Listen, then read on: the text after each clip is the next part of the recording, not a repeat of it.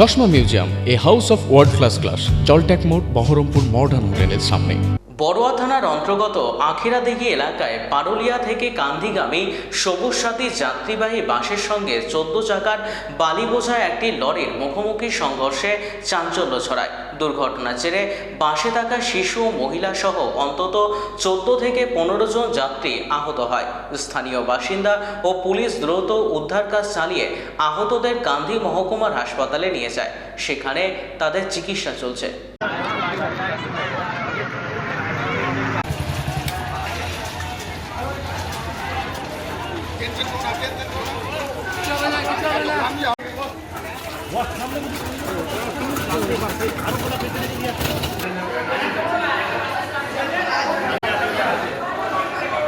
আমি করে দিচ্ছি, তোমরাকে আমরা একজন করে দাও আমাদের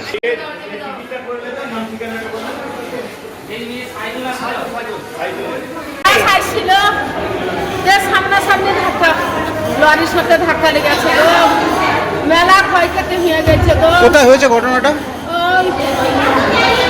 ওইখান থেকে গো, আইকরা দিকে আপনারা ওই বাসেই ছিলেন? আমার একটা বাচ্চা ছেলে আছে শুধু। আপনার নাম?